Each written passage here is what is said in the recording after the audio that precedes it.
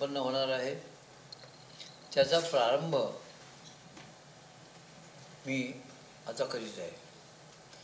आम्ही या ठिकाणी जे जमलेलो आहोत आणि खरं सांगायचं म्हणजे आपण या ठिकाणी जे जमलेलो आहोत त्याच्या पाठीमागे भूमिका अशी आहे की हे जे ललित म्हणतो, या ललिताच्या पाठीमागे जो एक इतिहास आहे, जी संस्कृती आहे, या संस्कृतीचा आणि आजचं जे ललित तयार होतं आहे याचा एकूण काय संबंध आहे ते कितीसं पुष्टतेने लोकांच्या समोर, रसिकांच्या समोर येत आहे.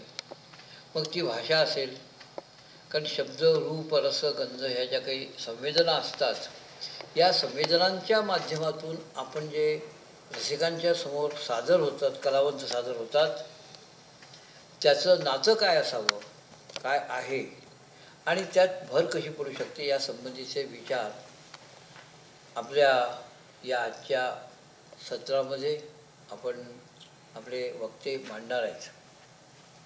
वक्ते जे जमलेले आहेत ते अधिकार संपन्न आहेत.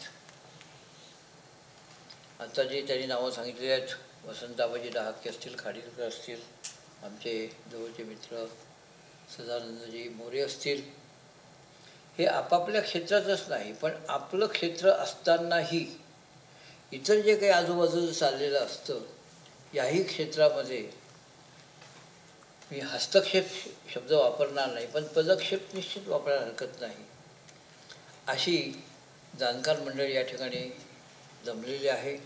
आणि त्या दृष्टीने भाषा, संस्कृती आणि ललित कला, एक तर कसं आहे की भाषेचं महात्म्य असं आहे की मनुष्य आणि भाषा, मानवजात आणि भाषा, सोपी आपली व्याख्या आपण सगळ्यांना माहिती आहे, तिथे सांगण्याची आवश्यकता नाही, पण विषयाचं अनुसंधान ठेवण्याच्या दृष्टीने बोलतो तो माणूस. भाषा नावाची जी काही देणगी आहे, शब्द हा आकाशाचा गुण आहे आणि आपण सगळे मानव जमिनीवर असतो, तेव्हा आकाशाशी जडले नाते भूमातेचे हे जे काही असतं, भूमिकन्या सीतेचं जे स्वयंवर असतं, या स्वयंवराची जी काही मूळ कल्पना आहे ती शब्द निगडीत आहे, शब्दाशी संबंधित आहे.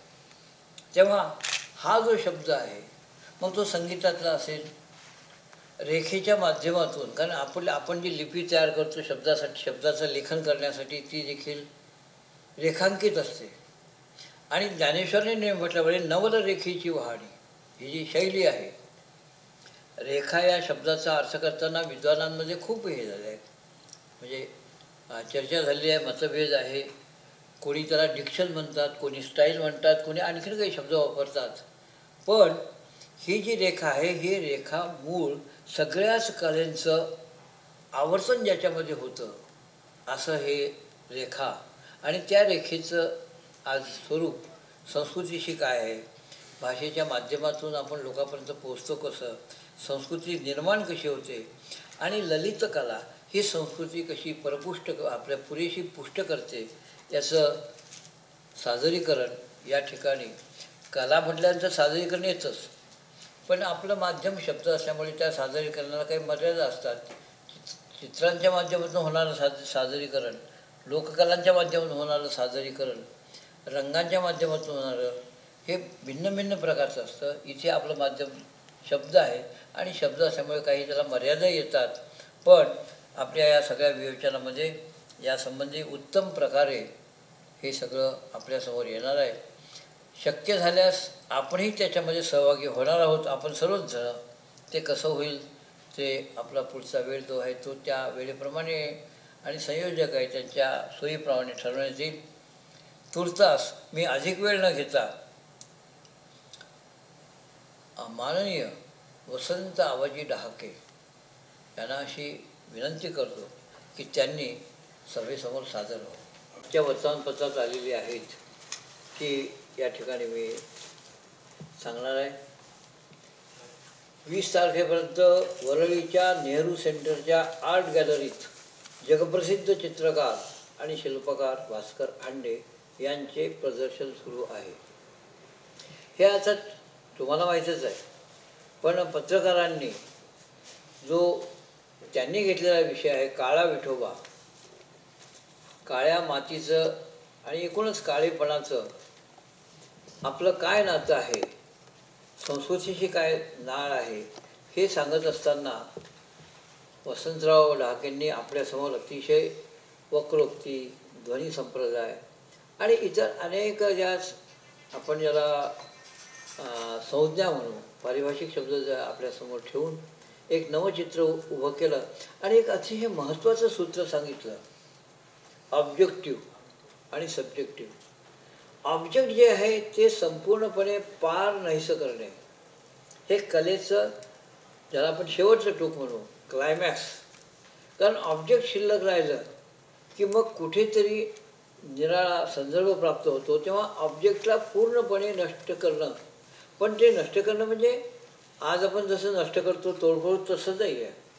एक पुनर्रचना करताना मूळ ऑब्जेक्ट जे आहे ते ऑब्जेक्ट, तेव्हा मी त्याच्यात थोडीशी भर टाकतो की ऑब्जेक्ट नाहीसं करता केव्हा शक्य असतं की जेव्हा वस्तुनिष्ठ आत्मनिष्ठता, ज्याला मर्ढेकरांनी लेखनपूर्व आत्मनिष्ठा हा शब्द वापरला आणि नंतर मग लेखनगर्भ आत्मनिष्ठा जेव्हा तयार होते, खऱ्या अर्थाने आत्मशोध.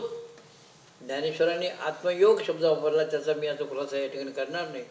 पण आत्मयोग साधायचा जर असेल तर हा जो वस्तुविनिमयाचा सध्याचा व्यवहार आहे, ऑब्जेक्टचा जो व्यवहार आहे, तो कसा कलावंत संपवतो, हे एक उत्तम प्रकारे आपल्यासमोर नवसूत्र त्यांनी ठेवलेलं आहे.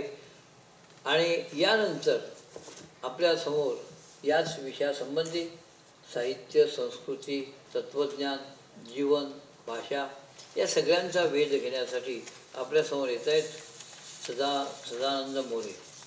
पुणे विद्यापीठातल्या तत्त्वज्ञान विभागामध्ये कार्य करणारे आणि खऱ्या अर्थाने तत्त्वज्ञान लोकांसमोर, तत्त्वज्ञान म्हटलं की काहीतरी वृक्ष कंटाळवाणं असं आपण जे समजतो तसं नाही.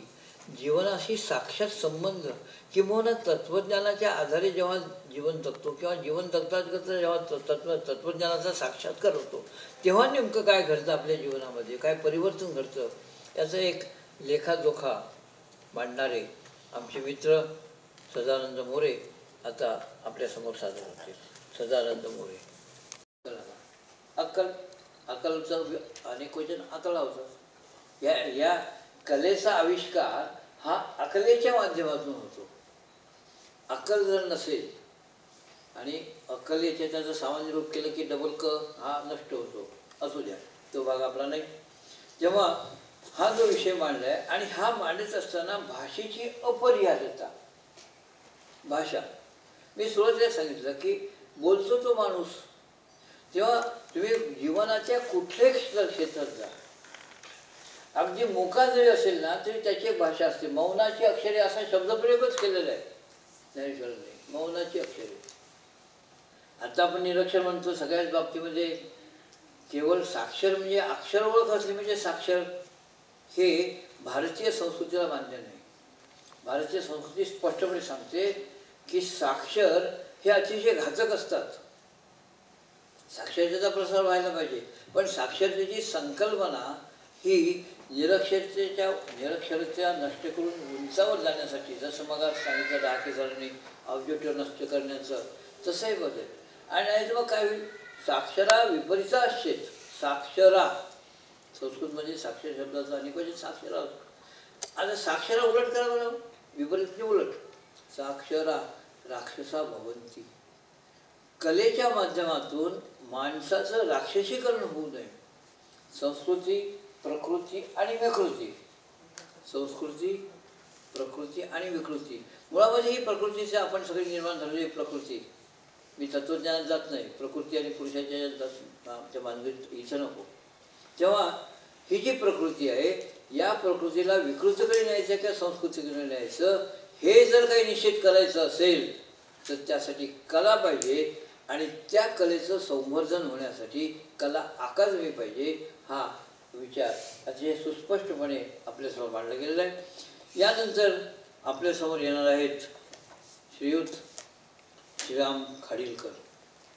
खाडीलकर कला समीक्षक आहेतच, आणि समीक्षा करत असताना ते एक महत्त्वाचा विशेष त्यांना शेवटी का ठेवलं या तिघा वक्त्यांमध्ये, ते पत्रकार आहेत.